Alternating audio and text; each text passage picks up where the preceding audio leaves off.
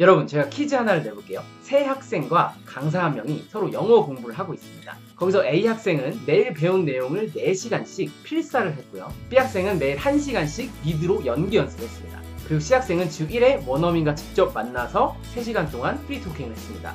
자, 여기서 누가 가장 실력이 빨리 늘었을까요? 바로 정답은 강사입니다. 뭐라는 거니? 너무나도 당연한 말 아니냐고요? 근데 여러분은 왜 강사가 되지 않나요? 왜 배우기만 하고 가르치려고는 하지 않죠?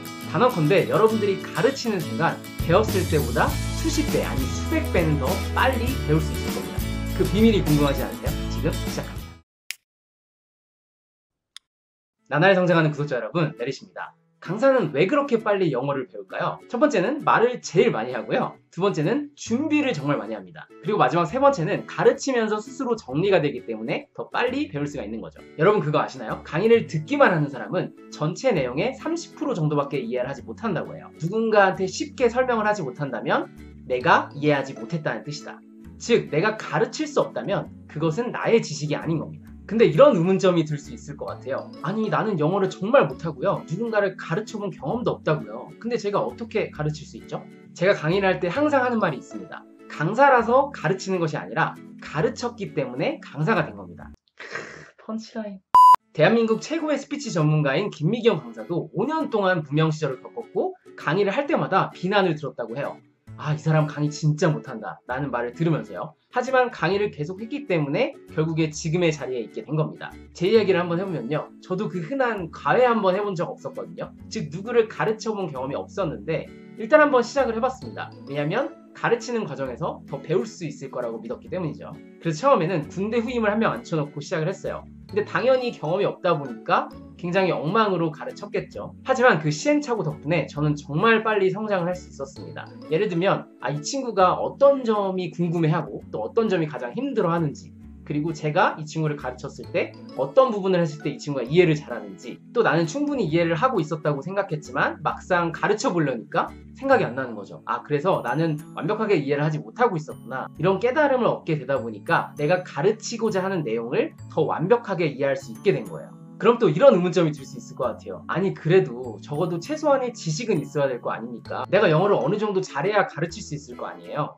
하지만 여러분, 그럴수록 더 가르쳐야 됩니다. 이게 무슨 말이냐고요? 우리가 누군가를 가르쳤을 때 더 빨리 배울 수 있다고 했잖아요. 그러니까 우리가 무언가를 빨리 배우고 싶다면, 영어를 잘하고 싶다면 단순히 영어를 공부하고 배우는 거에만 집중을 하는 게 아니라 내가 공부한 것들을 남한테 가르쳐보는 과정을 해보는 거죠. 물론 처음부터 완벽하게 아는 사람은 없죠. 그래서 우리 세상에는 이미 많은 자료들과 이론들과 설명들이 있습니다. 예를 들어 지금 여러분들이 보시는 블로그, 유튜브, 거기서 이미 유튜버들이나 공부를 미리 한 사람들이나 강사분들이 정말 깔끔하게 정리를 하고 설명을 매우 잘해줘요. 그래서 여러분들도 온라인상에 나와 있는 모든 자료들, 이뿐만 아니라 서점에 가면 책도 굉장히 많고요. 구글링을 통해서 많은 논문들을 볼 수도 있습니다. 요즘은 융합과 통섭의 시대이기 때문에 그 모든 것들을 다 버무려서 편집을 해서 여러분만의 컨텐츠로 만들 수 있는 거죠. 그리고 나서 이 내용을 가지고 누군가를 가르치기만 하면 되는데요. 처음부터 강의를 한다는 게 좀 부담스러울 수 있으니까 무료 스터디를 한다든지 아니면 모임을 만들어서 각자 발표를 한다든지, 그것도 부담스럽다면 온라인만으로도 충분합니다. 여러분의 블로그에 어떤 표현이나 개념에 대해서 설명을 해보는 거죠.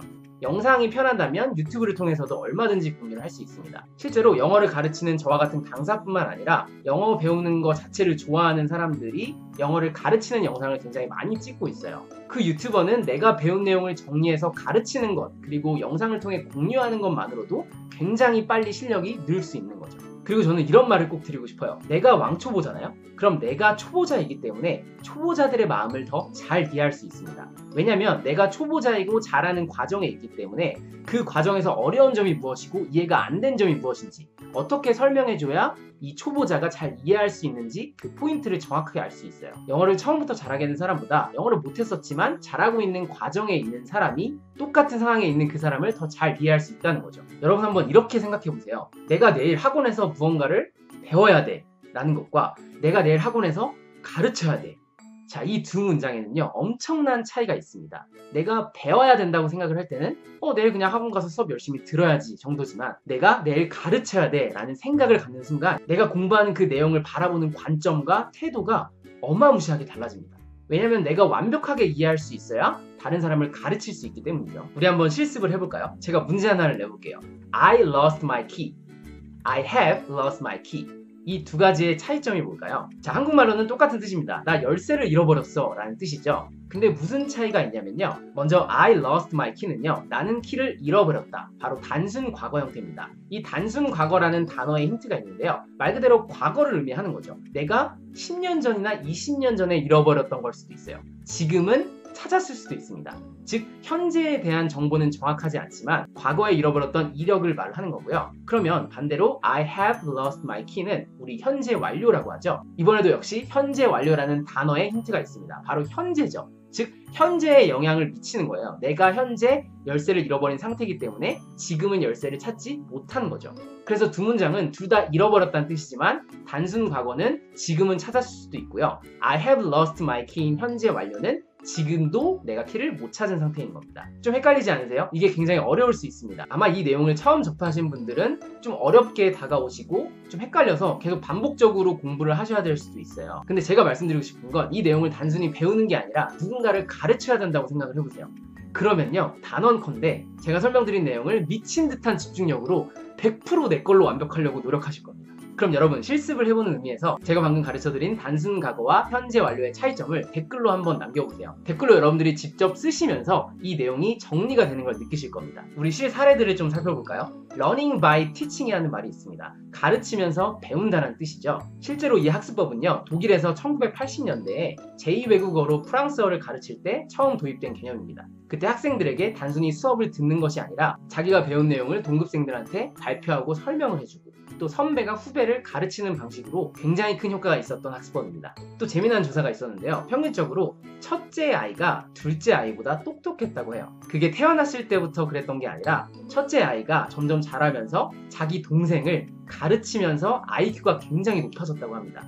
즉 누군가를 가르쳤을 때 무언가를 배우는 습득력이 올라간다는 거죠. 저도 강의를 할 때 이 ABT 방식을 굉장히 많이 쓰고 있는데요.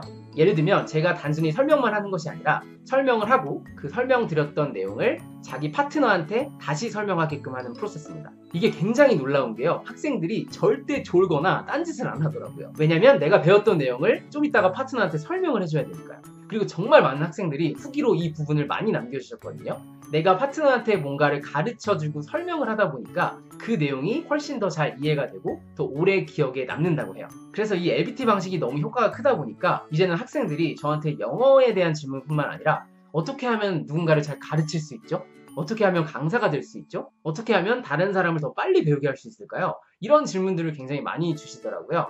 그래서 이런 질문들을 많이 받다 보니까 단순히 영어에 대한 지식뿐만 아니라 다른 사람들을 어떻게 도와줄 수 있고 어떻게 빨리 성장할 수 있게 하는지 또 내가 어떻게 하면 잘 가르칠 수 있는지 그런 것들을 공유하면 좋겠다라는 어떤 사명감, 의무감 같은 게 생겼어요. 그래서 제가 기존에는 제 블로그나 카페, 이 유튜브 영상으로 영어에 대한 부분만 많이 다뤘었는데요. 이제는 그 영어뿐만 아니라 어떻게 하면 내가 무언가를 빨리 배우고 그리고 그 배우는 과정에서 가장 중요한 가르치는 것을 어떻게 하면 잘할 수 있는지 이런 부분에 대해서도 공유를 해드리도록 하겠습니다. 그래서 제가 카페를 리뉴얼한 기념으로 무료 이벤트를 해볼까 하는데요.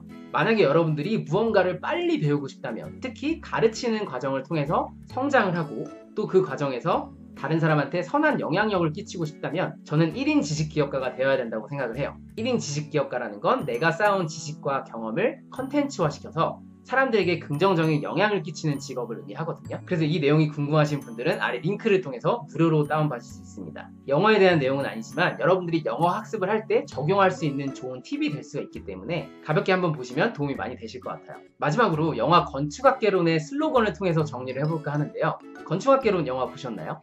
이런 문구가 나옵니다. 우리 모두는 누군가의 첫사랑이었다. 전 이 말을 이렇게 바꾸고 싶어요. 우리 모두는 누군가의 선생님이었다. 여러분들이 대학교에서 발표를 할 때도 학생들을 가르쳐주는 거고요. 회사에서 상사한테 보고서를 제출할 때도 상사한테 설명을 해주는 겁니다. 여러분들은 이미 누군가를 가르쳐본 경험이 있기 때문에 이것을 영어 공부에도 적용해보시고 또 배우고 싶은 다른 분야에도 한번 적용을 해보셨으면 좋겠어요. 이 영상이 도움이 되셨다면 구독 버튼, 좋아요 버튼 잊지 마시고요. 주변 사람들에게도 많이 공유해주시면 제가 더 힘을 내서 더 좋은 영상을 만들 수 있을 것 같습니다. 언제나 그렇듯 당신의 성장을 진심으로 응원합니다.